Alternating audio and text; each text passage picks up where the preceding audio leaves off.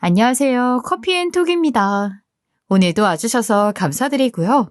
바로 사연 읽어보겠습니다. 안녕하세요. 저는 30대 중반의 여성이고 현재 아들 둘을 낳아 키우고 있습니다. 혹시 거짓말은 심리를 못 간다라는 우리나라 속담을 알고 계신가요? 아주 잠시 남을 속일 수는 있지만 머지않아 진실이 금방 밝혀지게 된다는 뜻인데 저는 요즘 그 말이 자꾸 떠오르더라고요. 사람이 세상을 살아가면서 거짓말 한 번 하지 않을 수는 없다고 하지만 결국 그게 반복되면 큰 죄가 될 수도 있잖아요. 그런데도 어떤 사람들은 순간의 이익을 위해서 거짓말을 아무렇지 않게 내뱉으니 참 그게 안타깝게 느껴지는 것 같아요. 저와 남편은 중학교 동창으로 만나게 되어 어릴 때부터 한 동네에 살면서 친분이 쌓이게 되었죠. 저희 둘은 20대 중반까지 친구로만 지내다가 자연스럽게 연인으로 발전하게 되었고 2년 연애 끝에 결혼을 하게 되었어요. 남편과 저는 워낙 알고 지낸 세월이 길다 보니까 서로의 성격을 잘 알고 있었고 또 오랜 친구여서 그런지 같이 있으면 다른 사람에게서 느낄 수 없는 편안함이 있었죠. 그래서 저희 둘은 결혼해서도 큰 문제 없이 잘 살 수 있을 것이라는 생각을 했었어요. 게다가 집안 수준의 차이가 크지 않았고 둘 다 경제적인 능력이 없는 편은 아니었기에 나름 결혼 생활에 자신이 있었죠. 저는 작지만 탄탄한 회사에서 직장인으로 근무를 하고 있었어요. 그리고 남편은 트럭 화물 일을 하고 있었죠. 가끔씩 남편은 본인의 학벌이 떨어져서 트럭 화물 일 같은 힘든 일을 해야 한다며 장난스럽게 투덜대기는 했지만 나름 직장인만큼 돈을 벌어왔기에 큰 불만이 있는 것 같지는 않았죠. 게다가 저희 둘은 워낙 쿵짝이 잘 맞는 편이라서 그런지 결혼 생활은 탄탄대로일 것이라고 생각했어요. 그러나 어느 부부에게나 위기는 있기 마련이죠. 저희가 결혼 2년 차에 접어들었을 때 첫째 아이가 생기게 되었고 출산을 하게 된 후 육아휴직이 회사에서 받아들여지지 않았어요. 회사의 규모가 워낙 작은 탓에 직원이 한 명 빠지게 되면 업무에 차질이 생긴다는 이유였죠. 출산을 하기 전까지는 제가 회사에 꾸준히 출근을 했고 산후조리까지는 회사 차원에서 이해를 해주었지만 육아휴직은 다른 문제라고 했어요. 제가 1년간 육아휴직을 쓰게 되면 돈은 돈대로 깨지고 비는 시간 동안 다른 직원을 들여놓을 수도 없지 않겠냐며 다른 방법을 찾던지 퇴사를 하던지 하라고 통보를 했죠. 그 이야기를 듣고 저는 막막했어요. 아무래도 제가 벌어오는 돈이 없다면 분명히 경제적인 타격이 생길 테니까요. 그래서 저는 그날 남편과 진지하게 이 문제에 대해 상의를 했었죠. 여보, 오늘 대표님께 육아휴직 얘기를 꺼냈는데 안 된다고 하시네? 진짜? 육아휴직이 안 되면 어떡해? 내가 1년 동안 자리를 비우면 다른 직원을 들여놓던지 해야 하는데 돈은 돈대로 깨지고 일에 차질이 생긴다면서 나한테 선택하래. 다른 방법을 찾던지 아니면 퇴사를 하던지 일단 이번 주 내로 전화드리겠다고 했어. 어떻게 할까? 갓난쟁이를 떼어놓고 회사를 갈 수는 없잖아. 어쩔 수 없지 뭐. 당분간은 당신이 집에서 애 보고 내 월급으로 생활해야지. 그래도 괜찮겠어? 당신이 트럭 화물 일에서 벌어오는 게 들쑥날쑥이라. 그리고 혼자 벌면 많이 힘들 텐데. 그래도 해봐야지 뭐. 너무 걱정하지 마. 사실 남편이 하는 트럭 화물 일은 꼬박꼬박 똑같은 월급이 들어오는 게 아닌 일을 하는 만큼 수익이 생기는 것이었어요. 쉽게 말해서 프리랜서였죠. 그래서 남편이 벌어온다고 해도 저는 걱정이 많을 수밖에 없었어요. 아무래도 안정적으로 생활을 할 수가 없으니까요. 하지만 이런저런 방법을 생각해봐도 갓난아기를 맡길 곳은 없었고 결국 제가 회사를 그만두는 게 최선이었죠. 그렇다고 해서 남편이 일을 그만두고 갓난아이를 보게 만들 수는 없잖아요. 물론 회사에 사직서를 제출하기 직전까지 정말 이래도 되나 싶어 걱정이 많았어요. 하지만 다행히 남편이 게으름을 피우지 않고 일을 나갔으며 최대한 아끼고 살다 보니 트럭 화물 일을 통해 벌어오는 돈으로 문제없이 생활할 수가 있었죠. 하지만 세상 일은 마음대로 되는 게 없잖아요. 남편과 둘째 아이는 최대한 늦게 가지자 약속했고 조심한다고 했는데도 쉽지 않았죠. 게다가 둘째 아이가 세상에 나왔을 때 첫째 아이가 커서 학원도 다니고 하다 보니 교육비나 생활비가 2배로 들어갔어요. 아무리 계산을 해봐도 답이 나오지 않는 상황에 남편이 벌어오는 돈으로는 해결이 불가능할 것 같았죠. 결국 저는 30분 거리에 살고 계시는 친정엄마에게 부탁을 해서 아이들을 맡기고 일자리를 알아보기로 했어요. 엄마도 이모가 운영하시는 찜닭집에서 일을 하고 있는 상황이라 부탁하기가 너무 죄송했는데 다행히 저희 아이들을 봐주시겠다고 하셨죠. 그래서 저는 조금이나마 편안한 마음으로 일할 곳을 찾아볼 수 있었어요. 알아보니 마침 집 주변에 있는 뷔페 식당에서 구인을 하고 있었고 매일 나가 설거지하는 일을 할 수 있게 되었죠. 시작하기 전에는 아르바이트 하나 한다고 해서 생활에 뭐 얼마나 도움이 될까 싶었는데 막상 벌어보니 첫째 아이 학원비도 내줄 수 있고 둘째 아이 분유나 기저귀 같은 것들을 구매하는 게 해결이 되더군요. 덕분에 경제적으로 조금이나마 숨통이 트이게 되면서 남편도 부담감 없이 일을 할 수 있게 되었죠. 그렇게 몇 달의 시간이 흘렀을 때 저는 남편에게서 전화를 한 통 받게 되었어요. 여보, 오늘 퇴근 좀 빨리 할 수 있을까? 왜? 집에 무슨 일 있어? 어머니가 오늘 가정부 일 갔다 오다가 빙판길에 계단에서 크게 미끄러지셨대. 뭐라고? 얼마나 다치셨는데? 아니다, 내가 사장님께 말씀드리고 바로 병원으로 갈게. 아니야, 당신은 천천히 일 끝나고 와도 돼. 내가 이미 어머니 모시고 집으로 왔어. 시어머니가 얼마나 다쳤는지는 몰라도 저는 당연히 입원을 하게 되지 않을까 생각했었죠. 그런데 입원을 하지 않고 집으로 갔다고 하니 의아하더군요. 병원에서 나이 드신 분을 그냥 방치할 리도 없을 텐데 왜 입원을 권유하지 않았는지 이상했어요. 그게 무슨 소리야. 빙판길에서 크게 넘어지는 사고를 당했다면서. 나이 드신 분인데 병원에 입원해서 지켜봐야 하지 않아? 원래는 그게 맞는데 엄마가 다리 다친 것 빼고는 괜찮다고 입원 안 하겠다며 고집을 부려서. 아무리 그래도 그렇지. 다친 어머니를 집으로 모시고 들어가면 어떡해. 병원에서 며칠 상태 지켜보고 치료하는 게 낫지.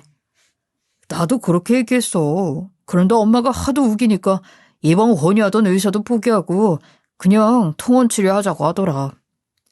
시어머니가 고집을 부려 집으로 모시고 갔다는 남편이 이해가 되지는 않았지만 저는 일단 알겠다면서 통화를 종료했죠. 그리고 일이 끝난 후 불이 나게 시댁으로 달려가게 되었어요. 시댁에 도착해보니 남편이 시어머니 옆에 착 달라붙어 정성스레 간병을 하고 있더군요. 남편 표정이 정말 심각해 보여서 저도 걱정되는 마음에 시어머니의 몸 상태를 살펴보게 되었죠. 사실 남편이 너무 다급한 목소리로 전화가 와서 걱정이 많았는데 막상 시댁에 도착을 해보니까 생각보다 시어머니는 너무 멀쩡한 모습이었어요. 다리에 문제가 생겼는지 깁스만 한 듯 보였죠. 그래도 나이 먹은 사람들은 살짝만 넘어져도 큰일이 날 수 있다고 하니까 저는 혹시 몰라서 시어머니께 다리 빼고 다른 데 다친 곳은 없냐고 물었어요. 그랬더니 허리가 조금 아프다고 하시더군요. 그래서 저는 걱정스러운 마음에 시어머니께 애정을 담은 한 소리를 건넸죠. 어머님, 아무래도 병원에 다시 가서 입원을 해야 하는 거 아니에요? 이건 우겨서 통원 치료할 게 아닌 것 같아요. 어머니 나이도 있고 괜히 집에 혼자 계시다가 더 크게 다칠 수도 있어요. 내가 뭐 중병 들었냐? 중병 든 것도 아닌데 뭘 굳이 입원을 해서 생돈 나가게 해. 의사 말 들어보니까 어차피 당분간 재활치료를 해야 한다고 하더라. 그거 꾸준히 나가서 받으면 되니까 걱정하지 마. 어머니, 아무리 그래도 혼자 움직이기도 힘든데 어떻게 지내려고 그러세요? 그냥 간병인 있는 병원에 며칠 입원해 계세요. 그게 통원 치료보다 훨씬 편하고 좋으실 거예요. 아유, 나 병원 싫다. 그러니까 입원하라는 소리는 하지 마라. 그나저나 내가 다쳐서 당분간은 가정부 일을 못 나가게 생겼는데 이걸 어쩌냐? 생활비도 그렇고 치료비는 어찌해야 할지 모르겠다. 저는 앞으로 돈 문제는 어떻게 해야 할지 모르겠다는 시어머니의 말에 저희가 도와드리겠다고 했어요. 시댁에 자식이라고는 남편 하나밖에 없으니 당연히 저희가 드려야 하지 않겠냐고 했죠. 사실 제가 시어머니에게 돈을 주며 도와드릴 수밖에 없었던 이유에는 어쩔 수 없는 상황이 된 것도 있지만 과거 시어머니에게 크게 도움을 받았던 적이 있기 때문이었어요. 사실 제가 결혼한 지 얼마 되지 않았을 때 갑상선 암 수술을 받아야 했던 적이 있는데 그때 수술비가 없어서 어떻게 해야 하나 머리를 싸매고 있을 때 시어머니가 흔쾌히 돈을 절반 보태준 적이 있거든요. 그래서 그것에 대한 보답과 감사함 때문에 나서서 도와드릴 수밖에 없었죠. 그랬더니 시어머니는 저를 안고 너무 고맙다면서 본인이 며느리 하나는 잘 들인 것 같다고 칭찬을 하시더라고요. 남편도 집에 도착하자마자 제 손을 잡고 너무 고맙다면서 저 하나밖에 없다고 했죠. 사실 집에 도와드릴 사람이 저희 부부밖에 없으니 나서서 도와드린다고는 했지만 저도 걱정이 안 될 수는 없었어요. 예전보다 상황이 나아졌을 뿐 저희 부부가 돈 나갈 곳도 많고 경제적으로 여유가 있는 게 아니었거든요. 시어머니의 생활비에 치료비까지 부담하면 아이들 학원비에 저희 집 생활비까지 어떻게 해야 하나 막막했죠. 그러나 피할 수 없으면 즐겨라 라는 말이 있잖아요. 어차피 피할 수 없는 일이라면 저는 최대한 웃으면서 도와드리기로 했죠.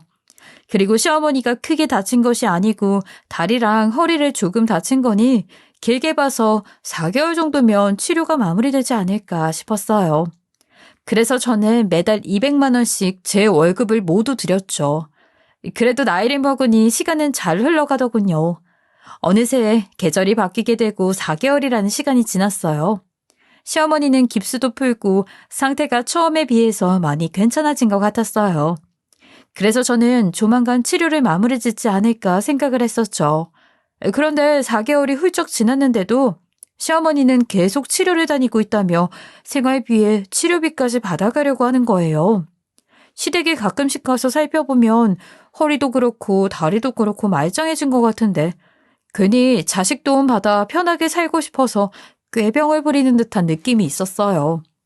저는 한동안 지켜보고 있다가 이대로는 도저히 안 되겠다 싶어서 남편과 이 문제에 대해 이야기를 꺼내보고 상의하기로 했어요.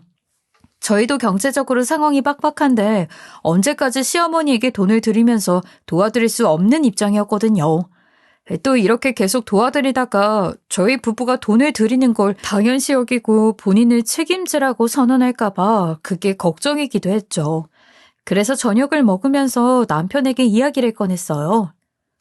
여보, 나 할 말 있는데. 저녁 잘 먹다가 무슨 할 말? 그게 어머니 언제까지 도와드릴 생각이야? 내가 봤을 때 지금 상태 많이 좋아지신 것 같은데 이쯤이면 이제 치료 그만하고 일 나가도 될 것 같지 않아? 아이, 계속 아프다고 하는데 어떻게 일을 나가시라고 그래. 그냥 완벽하게 나을 때까지 우리가 도와드리자. 여보, 우리도 경제적으로 여유가 많지 않은 거 알고 있잖아. 지금 어머니 생활비 드리나 진우 태권도 학원 계속 쉬고 있고 친정엄마한테 돈도 빌렸어. 조금만 있으면 우리 막내도 돈 들어갈 거 천지인데 우리 애들도 생각해야지. 나도 아는데 조금만 더 도와드리자. 아, 막내는 학원 다니려면 아직 멀었고 진우 태권도는 초등학교 들어가서 다시 시작해도 되잖아. 사실 저는 이번에 저녁을 먹으면서 시어머니 문제를 확실하게 마무리 지으려고 했죠. 그러나 남편은 급하게 먼저 자리에서 일어났어요. 결국 남편이 요리조리 피해 다니는 바람에 그날 저는 속 시원하게 이 문제를 마무리 짓지 못하고 조만간 시어머니와 직접 이야기를 해야겠다 생각을 했죠. 그런데 며칠 후 시어머니가 한밤중에 다급히 남편 휴대폰으로 전화를 해오더군요. 그런데 남편은 잠에 취해서 일어나지 못하고 있어 그 전화를 제가 받게 되었죠. 아, 정균아, 엄마 죽을 것 같다. 집에 빨리 좀 와라. 어머니, 그게 무슨 말씀이세요? 죽을 것 같다뇨. 아, 내가 방금 화장실을 가려다가 허리를 또 삐끗해서 움직이질 못하고 있다. 니들 빨리 좀 와라. 네? 어머니, 어쩌다가 또 그러셨어요? 제가 금방 갈게요. 조금만 기다리세요. 저는 그 전화를 받고 난 후 남편과 자고 있는 애들까지 흔들어 깨워서 시어머니에게 불이 나게 달려갔어요. 도착해보니 시어머니는 거실 화장실 앞에 누워 끙끙거리고 있었죠. 그래서 저와 남편이 조심스럽게 일으킨 후 바로 병원에 가야 할 것 같다고 했더니 시어머니는 그냥 방 안으로 옮겨달라고 하더군요. 저는 끙끙거리기만 하고 병원에는 안 가려고 하는 시어머니에게 무슨 소리냐고. 다친 곳을 또 다친 건데 당장 병원에 가야 한다고 했어요. 그랬더니 시어머니는 어차피 다음날 오전에 재활치료가 잡혀있다면서 방 뜨끈하게 해놓고 몸 좀 지지면 된다고 걱정하지 말고 집에 들어가라 했죠. 시어머니가 워낙 황소고집이다 보니 저나 남편이나 꺾을 수가 없었어요. 그래서 결국 저는 남편과 애들을 데리고 집으로 들어갈 수밖에 없었죠. 그런데 아무리 생각을 해봐도 상황이 이상하다 싶더라고요. 사고 직후에 깁스까지 하고 있었을 때는 별 문제가 없었는데 치료가 다 끝나가는 마당에 이런 문제가 생기니 수상하게 느껴지더군요. 게다가 남편에게 시어머니 언제까지 도와드릴 거냐고 뭐라고 한지 일주일이 안 지나서 이런 일이 벌어지니까 더 이상했죠. 이뿐만 아니라 시어머니가 어떻게 해서든 병원을 안 가려고 길을 쓰는 게 의심이 되었어요. 그래서 저는 도저히 안 되겠다 싶어 남편에게 확실히 제 의견을 이야기했죠. 이번에는 치료비 어머니가 직접 부담하시라고 말씀드려. 일은 안 나가셨어도 가정부 일한 게 몇 년인데 모아둔 돈이 있지 않겠어? 그게 무슨 소리야. 모아둔 돈이 있으면 어머니가 우리한테 도움을 안 받으려고 하셨겠지. 내 친구네 엄마도 가정부 일하시는데 월급 외에 보너스로 받으시는 돈 은근히 많다고 하더라. 게다가 어머니는 부잣집에서 일을 했잖아. 그럼 숨겨둔 돈이 더 있지 않겠어? 너는 지금 우리 엄마한테 들어가는 돈이 아깝냐? 저렇게 몸져 누워 계시는데 일단 우리 엄마는 살리고 봐야지. 나는 지금처럼 매달 치료비랑 생활비까지 200만 원 드릴 테니까 그렇게 알고 있어. 남편은 오히려 저를 무정한 며느리로 만들면서 평소처럼 치료비랑 생활비까지 합쳐 200만 원씩 드리겠다고 통보했어요. 저는 아무리 봐도 남편이 노발대발 화를 내면서 이야기하는 게 이상했죠. 그래서 다음날 시어머니 재활치료는 제가 직접 따라가서 확인을 하겠다고 했어요. 그랬더니 남편은 약간 흠칫하더니 저에게 식당에 나가서 일하는 날 아니냐며 본인이 직접 모시고 가서 확인을 하겠다 했죠. 저의 말에 흠칫하는 모습이나 어떻게든 저를 막으려고 하는 모습이 수상했어요. 일단 저는 알겠다고 남편에게 직접 가서 시어머니 상태를 살피라고 했죠. 어차피 제가 가겠다고 우겨봤자 한밤중에 싸울만 날 테니 이렇게 대답을 하고 나서 다음날 몰래 따라가 결과를 같이 들으면 될 일이었거든요. 어차피 병원에는 오전에 간다고 했으니 대충 오전에 시댁 앞에서 기다리고 있다가 쫓아가면 되겠지 싶었어요. 다음날 아침 일찍 저는 아이들을 친정엄마에게 데려다 놓고 출근을 하겠다며 남편보다 먼저 차를 끌고 집에서 나왔어요. 이후 아이들을 데려다 주고 난 후 곧바로 시댁으로 이동하게 되었죠. 시댁 아파트에 도착하자마자 저는 앞동 놀이터 사이에 두고 있는 외부 주차장에 몰래 주차를 했어요. 아무래도 집 앞 가까이 주차를 하게 되면 남편과 시어머니가 금방 눈치를 챌 것 같았거든요.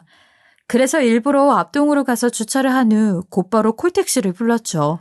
그리고 콜택시가 도착하기 전까지 저는 차에서 나와 놀이터 사이로 시어머니와 남편이 밖으로 나오는지 살피게 되었어요. 콜택시가 먼저 도착하면 기다려달라고 부탁이라도 해야 하나 걱정을 했는데 다행히 두 사람은 얼마 지나지 않아 밖으로 나오더군요. 어느 정도 예상은 하고 있었지만 시어머니는 멀쩡하게 허리를 꼿꼿이 펴고 아파트 밖으로 나왔죠.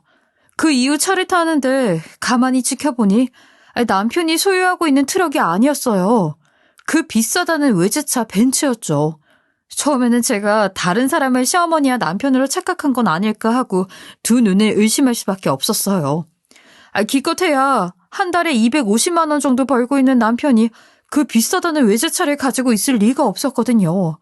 그래서 한 번 더 확인을 해보았는데 차에 타는 사람들은 정말로 두 사람이 맞았고 차량 뒤에 마크를 보니까 벤츠가 확실한 것 같았죠. 그 두 사람은 자연스럽게 그 비싼 차를 몰고 어딘가로 이동할 준비를 했어요. 다행히 그들이 출발하기 직전에 제가 부른 콜택시가 도착했고 기사님께 일단 그 차를 쫓아가 주시면 된다고 했죠. 저는 남편이 한마디 말도 없이 외제차를 뽑았다는 생각에 화가 치밀어 올랐어요. 그래서 나중에 두고 보자 하는 생각을 하면서 이동을 했던 것 같아요. 당연히 예상한 대로 두 모자는 병원에 가지 않았고 집과 20분 정도 떨어져 있는 백화점으로 들어갔죠. 저는 혹시라도 놓칠까 봐 기사님께 주차장 안쪽까지 들어가 달라고 부탁을 했어요. 그리고 두 사람이 주차를 하는 모습을 보고 콜택시에서 내렸죠. 그런데 더 어이가 없었던 것은 차를 주차한 지 얼마 되지 않아 다른 외제차 한 대가 더 나타나더니 여자 한 명이 같이 내려 쇼핑을 즐기기 시작했다는 거예요. 게다가 멀찍이 떨어져 들어보니 대화 내용이 아주 기가 막히고 황당했죠. 제가 나름 미행한다고 차림새를 저처럼 안 하고 모자까지 푹 눌러 다른 사람처럼 하고 갔거든요. 여보, 우리 일단 엄마 옷부터 구경하러 갈까? 그럴까? 우리 엄마 오늘 예비 며느리 덕분에 호강하겠네. 그럼 우리 예지가 옷 선물해 주는 거야?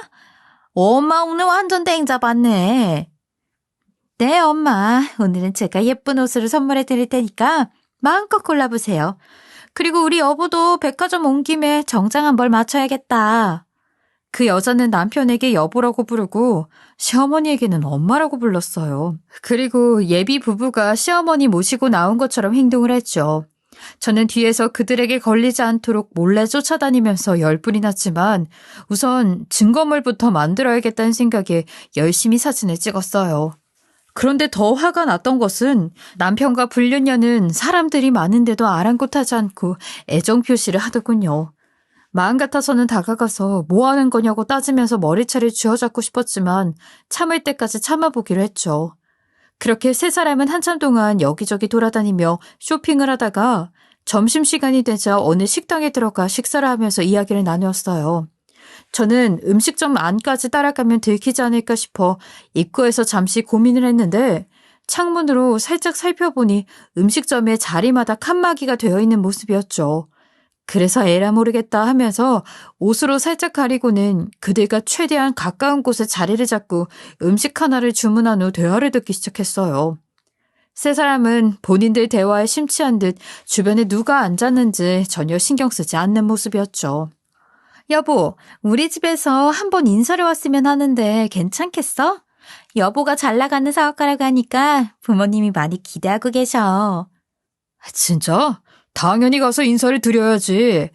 그 말 들으니까 벌써부터 긴장이 많이 되는데. 아, 걱정하지 마. 내가 여보 사진 보여드렸더니 엄마가 잘생겼다면서 좋아하던데. 그래? 아, 우리 정균이가 잘생기기는 했지. 그럼요. 제가 얼굴 보고 첫눈에 반했잖아요. 칸막이를 사이에 두고 세 사람의 대화 내용을 듣고 있자니 기가 막히고 어이가 없어서 헛웃음이 다 나오더군요. 상황을 보니 그 여자는 남편이 잘 나가는 사업가인 것으로 알고 있는 듯 했어요. 이뿐만 아니라 유부남인데다가 애 둘이 있는 아빠라는 것은 아예 모르고 있는 듯 했죠. 그러니? 아, 우리 예비 며느리가 첫눈에 반한 건 몰랐네. 그나저나 우리 정균이가 인사 가서 예비 사돈분들에게 사랑을 받을 수 있을지 모르겠다. 아이 몸만 컸지 나한테는 애기나 다름없어서 걱정이 많네. 원래 부모님 마음이 다 그렇다고 하더라고요. 저희 엄마도 가끔 저한테 애기라고 해요.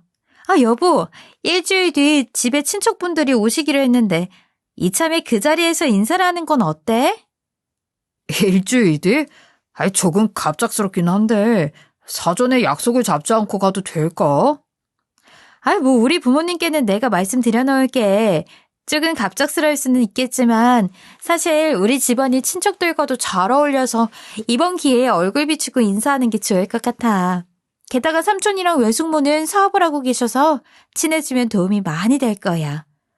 그래? 그럼 가야지. 일주일 뒤 집에 인사 오라고 하는 그 여자의 말에 남편은 알겠다고 대답을 했어요. 그러자 시어머니는 드디어 우리 아들이 장가갈 준비를 하는 거냐며 너무 좋아했죠. 저는 이 모습을 보고 도저히 참고 넘어갈 수가 없었어요. 아내가 같은 세상 아래에서 두 눈을 시퍼렇게 뜨고 있는데 어떻게 이런 말도 안 되는 짓을 하고 다니는지 속에서 열불이 났죠.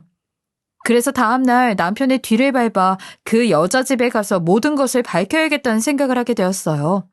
세 사람은 그렇게 다정하게 식사를 마친 후 식당 밖으로 나갔고 서로 잘 가라고 인사를 하는 것처럼 보아 집으로 가는 듯 보였죠. 상황상 두 모자는 여기저기 더 돌아다닐 것 같지는 않더군요. 그래서 저는 백화점을 나와 택시를 타고 시댁으로 가게 되었어요. 그렇게 먼저 아파트에 도착해 멀리서 지켜보고 있으니 남편은 시어머니를 올려보내고 본인 트럭으로 갈아타는 모습이었죠. 아무래도 일은 하지 않을 수 없으니 느지막이 가는 듯 보였어요. 그렇게 남편이 트럭을 타고 간 후 저는 5분 정도 밖에 있다가 시댁으로 올라가게 되었죠. 이참에 증거를 확실하게 잡아야 되겠다 생각을 했거든요.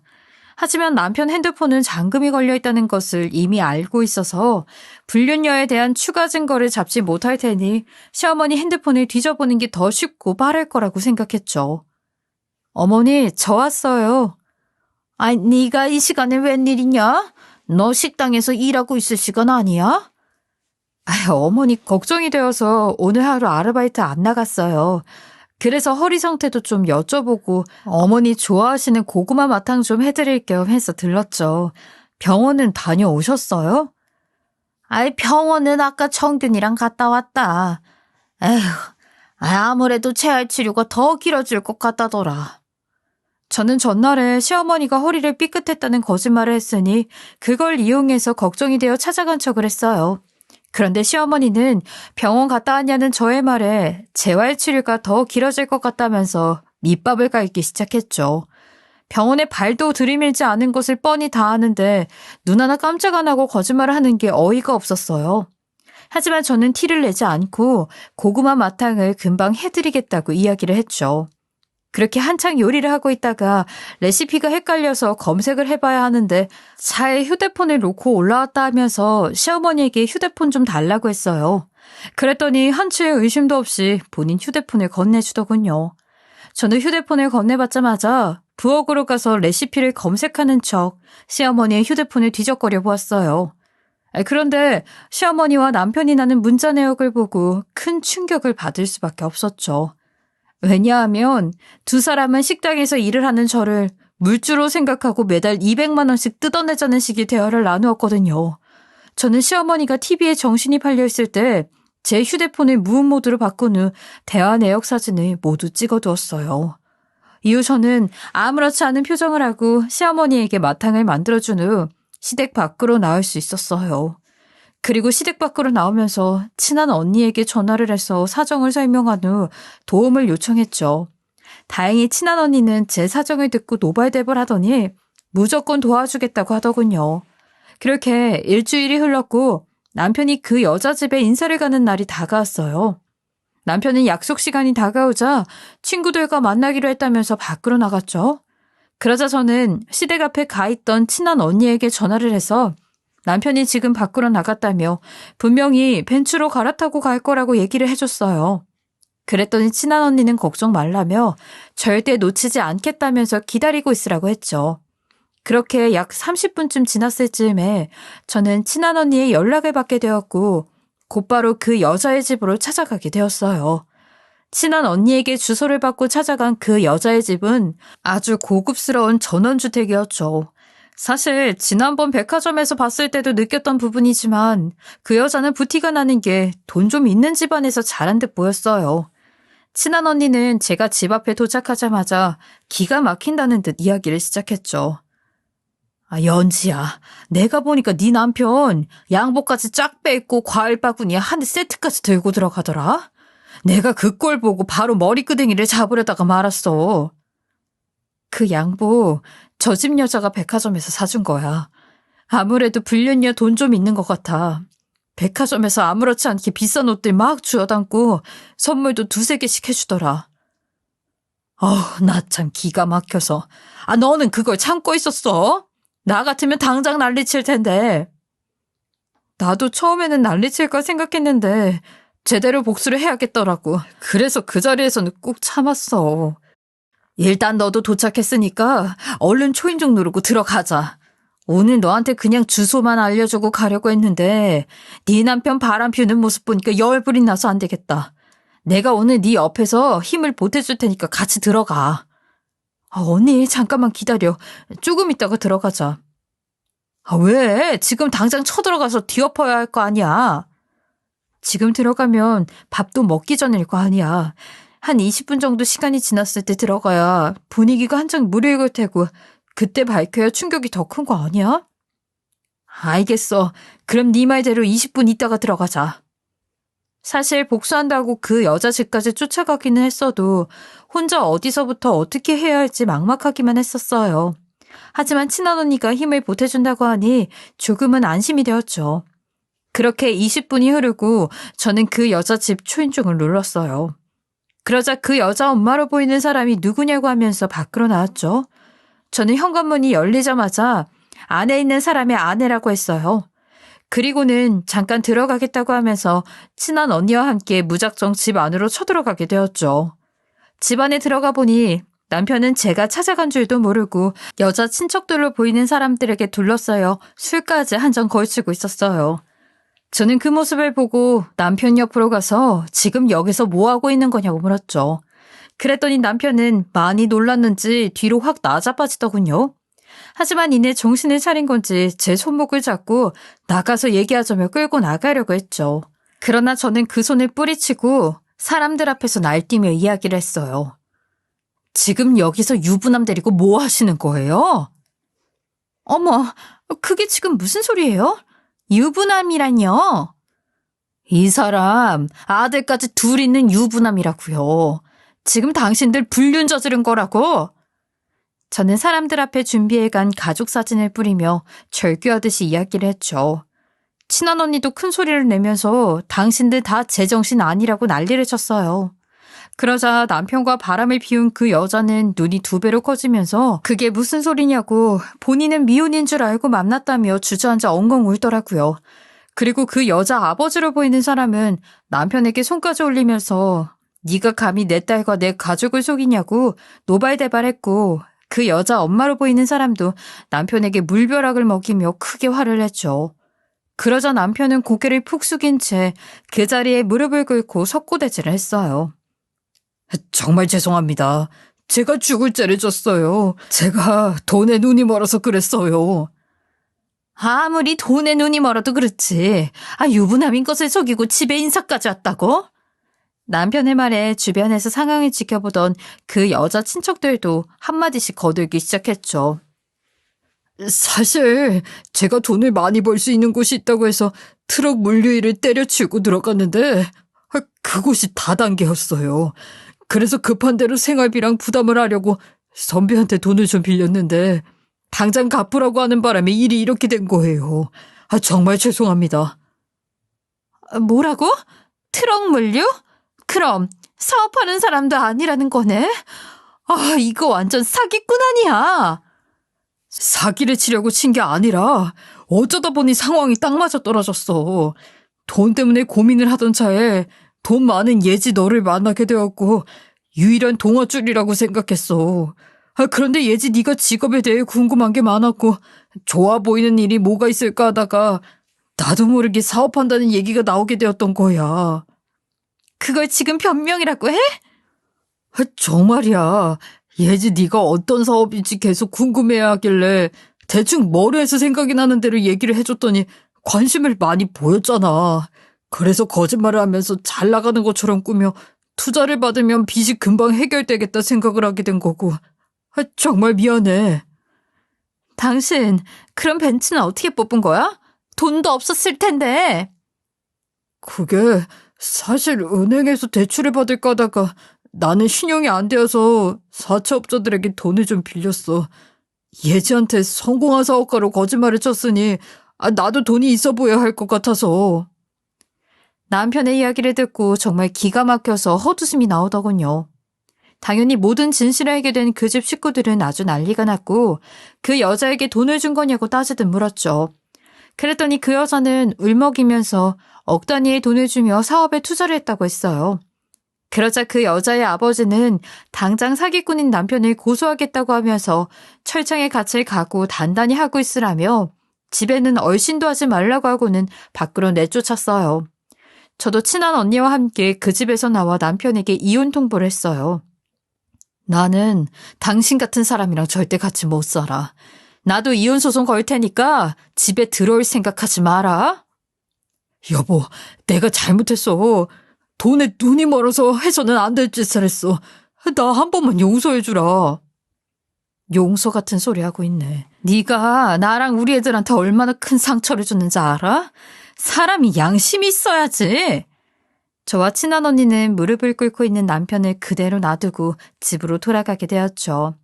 남편은 제 앞에서 싹싹 빌더니 소용이 없다는 것을 알게 되었는지 시어머니에게 찾아간 듯 보였어요. 그리고 다음날 아침 일찍 출근을 하기 위해 아이들을 친정집으로 데려다 놓고 잠시 집에 들어갔는데 얼마 지나지 않아 시어머니와 남편이 찾아왔어요. 연지야, 내가 잘못했다. 내가 아들 피 때문에 본의 아니게 너를 속이게 되었어. 그런데 한 번만 용서를 해주면 안 되겠냐? 미워도 내 남편이라고 하잖아. 용서요? 지금 저 버리고 다른 여자한테 장가가겠다고 인사까지 갔다 왔는데 무슨 용서요? 여보, 내가 정말 잘못했어. 한 번만 용서해 주라. 아니, 나는 당신 평생 용서 못해. 그러니까 내 집 주변에 얼씬도 하지 마. 연지야, 원래 부부는 이런 일 겪으면서 단단해지는 거야. 집 팔아 빚도 갚고 내 아들이랑 다시 시작하면 안 되겠냐? 애들도 있는데 아빠가 든든하게 버티고 있어야지. 저는 제 다리를 붙잡고 버티는 그들을 싹 무시했어요. 그리고 출근하기 전에 변호사 사무실에 찾아가 이혼 소장을 작성했죠. 남편과 시어머니는 끝까지 저에게 매달리며 도와달라고 했지만 저는 이혼 재판을 강행했어요. 결국 저는 남편과 이혼을 할 수 있게 되었고 재산 분할로 집을 받게 되었으며 아이들 양육비도 매달 받을 수 있게 되었죠. 하지만 반대로 전 남편과 전 시어머니는 인생이 초전박살이 나게 되었어요. 이혼 후 전 남편은 그 여자한테도 사기죄로 고소를 당하게 되어 형을 받게 되었죠. 그리고 전 시어머니는 전 남편의 빚을 대신 갚고 양육비를 보내주기 위해서 집도 팔고 차도 팔아서 곰팡이 가득한 반자방으로 옮겼다고 하네요. 게다가 제 돈 가져가 편하게 살던 사람이 낮에는 식당, 저녁에는 부업 일을 하면서 힘들게 살고 있다고 해요. 하지만 반대로 저와 아이들은 양육비를 받아 정말 편하게 지내고 있어요. 저는 전 남편과 살던 집을 팔아서 친정 엄마 집으로 들어가게 되었고 손에 쥔 목돈으로 작은 카페나 해볼까 해서 가게 위치를 알아보고 있습니다. 전 남편과 둘이 키우다가 아이들을 혼자 키우려니 아직 막막한 게 많지만 옆에서 도와주시고 응원을 해주시는 엄마가 있으니 새 인생 한번 열심히 살아가 보려고요. 제 긴 글 들어주셔서 감사하고요. 추운 겨울 모두들 건강히 잘 보내시길 바라겠습니다. 지금까지 커피앤톡이었습니다. 오늘도 끝까지 함께 해주셔서 감사하고요. 다음 영상으로 또 찾아뵙겠습니다.